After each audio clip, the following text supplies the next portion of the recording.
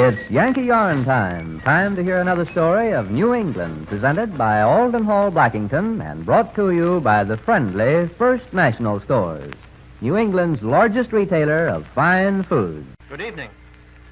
When I told you last Friday that Mrs. Hiller hired Horticultural Hall in Boston and draped it with black velvet, I did not know that it was a different hall from the one on Huntington Avenue where the annual spring flower show will be held from March 18th to the 25th.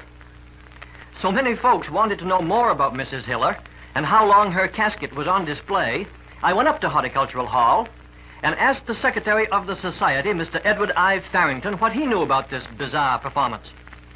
Right off the bat, Mr. Farrington explained that in those days, the society occupied a 3-story building down on Tremont Street near Bromfield, and that the records had been destroyed in a fire on Sunday afternoon, December the 30th, 1889.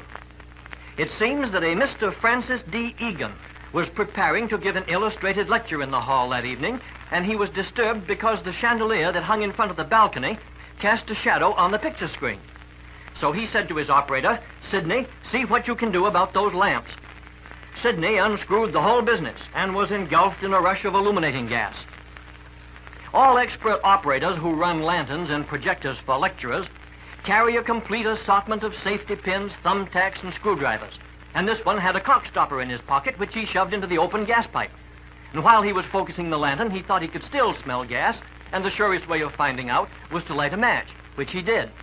And by the time the fire department arrived, the flames had eaten up through the partitions to the stage and were breaking through the roof. Most of the records were burned up, and that's why I can't tell you how many folks went to see Mrs. Hiller's casket. Many times over this microphone, I have praised individual Yankees for their persistence and fortitude in the face of hardship. Tonight, I want to say a word of praise for men and women who long ago banded themselves together for the purpose of studying the plants and flowers and fruits and vegetables upon which life itself depends. Here we are, all set to start the greatest of all victory gardens and the most stupendous planting of crops in the world's history, an undertaking that staggers the imagination, and how many of us ever give a thought to the Yankee pioneers who made this possible. When you look in your favorite magazine at color plates of a table loaded down with good things to eat, or listen to the helpful hints that come over the radio about how to plan and plant a garden, when you get a book from the library or go to Horticultural Hall to ask about some little-known blossom, bug, or beetle, you are cashing in on the efforts of unselfish, patriotic Yankees of more than a century ago.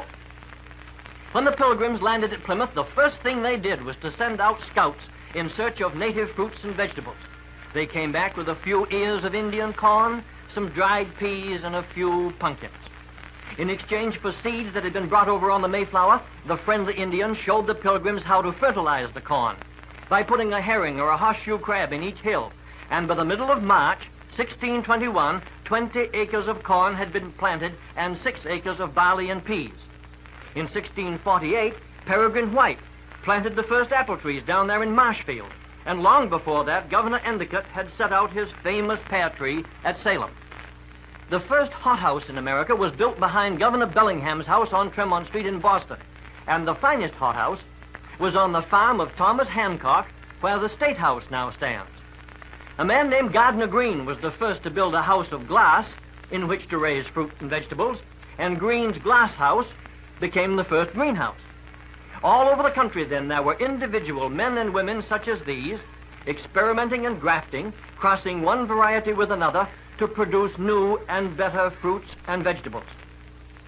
When I walk into Horticultural Hall next week and see flowers and shrubs from every one of our 48 states assembled into a great American garden, and gardens from England, China, and Russia, and a tropical jungle from Latin America with palm trees, bananas, and orchids growing alongside a 20-foot waterfall, I shall think about the grand old-timers who used to sit in John Russell's seed store down near Faneuil Hall and talk about the crops and the New England weather. One winter day in 1829, one of them said, "Why don't we all get together and form a society? We can swap ideas and tools and seeds." So the editor of the New England Farmer put a notice in his magazine that there was to be a meeting in Zebedee Cook's office at 7½ Congress Street on February the 24th. It turned out to be a wild, blustery day with snowdrifts 6 feet deep, But by noon, 16 men had arrived at Mr. Cook's office. There were the Breeds of Lynn, who had set out the first shade trees in the Shoe City. Samuel Downer of Dorchester, the man who produced the famous Downer cherry. Enoch Bartlett of Roxbury, who developed the best pear you ever sank your teeth into. Old John Lowell wanted to go, but he was pretty feeble. But his next-door neighbor, Cheever Newhall, wrapped him up in blankets and put hot bricks in the sleigh, and they drove in. A discouraging time, it would seem, to think of farming and flower planting. But the rigors of our New England climate only serve to call out and develop the best characteristics of those hardy horticulturists. The first president of the society was General Henry Alexander Scammell Dearborn, and there were but 160 original subscribers. A far cry from the 7,000 members of the present Massachusetts Horticultural Society, which this year is staging its 73rd consecutive exhibition, the only big flower show in America. Other famous societies in New York, Philadelphia, and Chicago threw up their hands in dismay at the very thought of staging a show in wartime. But Mr. Edwin S. Webster, who has been president for 12 years, and the exhibition committee under Director Arno H. Nerling, felt that because of the war, the show must go on. And for a solid year, they have overcome one difficulty after another. They said we've already been through 4 wars, and we're in a 5th one. And we know that a flower show does a heap of good to the saddened spirits and the worn-out nerves of city folks. Why, they walk in here from the noisy, war-torn world of wind-blown papers and rubbish, with the newsboys' shouts of the latest bombing in their ears, and behold, they're in a land of loveliness, a place of peace and quiet and beauty, where the very air is sweet with the perfume from the fairest flowers that ever lifted their perfect heads to the morning sun. Why, it's like stepping out of an iron foundry into the cool, quiet woods of New Hampshire. It makes you realize that peace will come again, and that flowers will cover the ruins and rubble of war. It's good for your soul. Some of you younger folks may not know that many of the things that we have in abundance today were displayed for the first time at these spring and fall flower shows. Back in 1852, when the show was held in a big tent in the public gardens of Boston, Daniel Webster won first prize for having the largest and most varied exhibit. His big squashes got only second prize, and a 10-year-old girl at that time showed 129 varieties of beans and won a gold medal for a squash that tipped the scales at 133 pounds. And did you know that the first orchids ever seen in the United States were exhibited at a Boston flower show? This year there'll be a whole room of orchids from the hothouses of Sherman Adams, E.B. Dane, and Thomas Rowland. The world-famed Concord grape was first shown here, as was the Baldwin apple and the Bartlett pear. And in 1921, Mr. Albert C. Burridge, then president of the society, performed what was considered a miracle at the flower show, when he displayed spring and autumn wildflowers growing at the same time. The whole exhibition hall was turned into a mountain gorge, with a rushing waterfall that tumbled and splashed over a rocky ledge and fell into a shadowy pool. And growing in the pine needles under the thick conifers were ferns and mayflowers and hepatica on one side of the brook, wild asters, cardinal flowers, and goldenrod on the other. This seemingly impossible feat of magic was done by forcing the fall flowers and retarding those that bloom in early spring.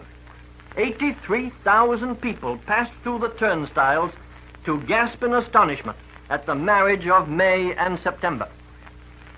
Behind the inspirational angle of this year's flower show, there's a practical side, to stress victory garden production and home food preservation. And shown for the first time anywhere will be a garden plot showing 3 complete seasons of planting. It's too bad the pioneers who started all this couldn't be present to see all the methods and devices that have been invented to take care of the pests that infest our crops and flowers. You know, it was years before some of those old-time hard-headed farmers would believe that honeybees had anything to do with fruit crops, and that apple trees had to be sprayed, and corn stalks burned if one was to have perfect fruit and be free of corn borers. The founders of the Horticultural Society were missionaries in a land of unbelievers. Take, for instance, the early battles against the tent caterpillar. It was in 1874 that Marshall P. Wilder told his fellow farmers that he'd visited a place where the worms were so thick he could hear them crawling through the grass. And Mr. E.S. Rand jumped up in meeting and said he'd done his darndest to get a fruit grower out in Roxbury to do something about the caterpillars in his orchard. Why, he said he's got more than 200 trees out there, and every tree's got 12 nests of caterpillars in it. I told him, Mr. Rand went on, that we would come out and destroy those pests at no cost to him whatsoever. But all he said was, If I want to raise caterpillars in my apple trees, that's my business. Well, those were the days when any farmer would tell you that if you killed a toad, the cows would have blood in their milk, and that a hair from the horse's tail placed in the rain barrel would turn into a snake overnight. If you have caterpillars in your trees, you be careful if you burn the nest.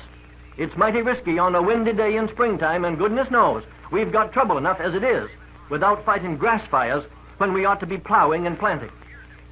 Looking backward for a moment, we find that the old-time farmer and fruit grower passed out of existence when the truck gardener and the professional fruit grower came along. And lately we've been depending on those nurserymen and their big farms for all our fruit and vegetables. Then all of a sudden came Pearl Harbor, Lend-Lease, and 10 million husky, hungry American soldiers and sailors to feed all over the world, plus a few million starving folks in far-off places. Well, to avoid a food shortage, Uncle Sam rapped on the door and said, "Say, fellas and girls, how about raising a few heads of lettuce and some tomatoes out there in the back lot? Wouldn't you city folks like to try your hand at farming? There's plenty of land to be had out in the country." That was 1943. And did you know that last year's Victory Garden movement was the most successful nationwide project ever undertaken by the people of the United States? Well, it was, but we've got to do even better in 1944.